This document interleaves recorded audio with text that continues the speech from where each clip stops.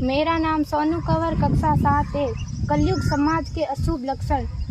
कुटुंब कम हुआ, संबंध कम हुआ, प्रेम कम हुआ, मर्यादा कम हुई, लाज लज्जा कम हुई, विनम्रता कम हुई, समर्पण कम हुए, पुस्तक वाचन कम हुआ, खान पान की शुद्धता कम हुई, बाल कम हुए, कपड़े कम हुए, नींद कम हुई, घी मक्खन कम हुआ, पीतल तांबे के बर्तन कम हुए, भाई भाई का प्रेम कम हुआ, सत्य कम हुआ, अतिथि कम हुए, धैर्य कम हुआ, श्रद्धा और विश्वास कम हुआ, बड़ों का सम्मान कम हुआ और भी बहुत कुछ कम हुआ जिससे जीवन सहज था, सरल था। संतान को दोष न दे।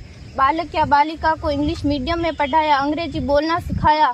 बर्थडे और मैरिज एनिवर्सरी जैसे जीवन के शुभ प्रसंगों को अंग्रेजी कल्चर्स के अनुसार जीना ही श्रेष्ठ माना।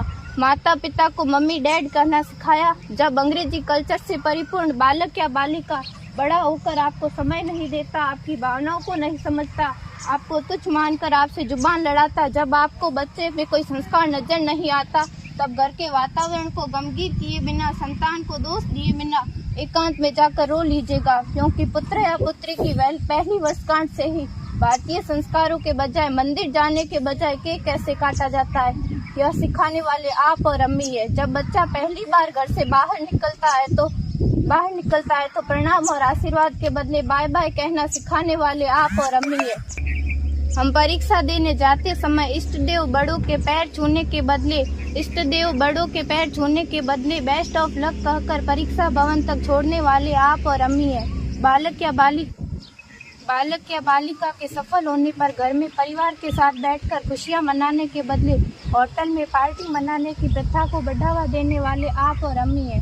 बालक या बालिका के विवाह के पश्चात कुल देवता देव दर्शन भेजने से पहले हनीमून के लिए फॉरेन टूरिस्ट स्पॉट भेजने की तैयारी करने वाले आप और अम्मी है।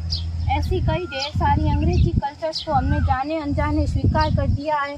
अब तो बड़े बुजुर्गों के पैर छूने में भी शर्म आती है। गलती किसकी? मात्र आपके माता और पिता की। अंग्रेजी अंतर्राष्ट्रीय भाषा है से काम का जेतु सीखना है, अच्छी बात है, लेकिन इसकी संस्कृति को अपने जीवन में उतारने की तो कोई बाध्यता नहीं थी। अपनी समृद्ध संस्कृति को त्याग कर नैतिक मूल्यों, मानवीय संवेदनाओं से रहित अन्य सभ्यताओं की जीवन शैली अपनाकर हमने क्या पाया? अवैध संबंध, टूटते रिश्ते, व्यसन युक्त धन, थके हारे मन, छल भरे रिश्ते, अनुशासनहीन संतानें, असुरक्षित समाज। एक बार विचार जरूर कीजिएगा कि संस्कारवान पीढ़ी क्यों आवश्यक है।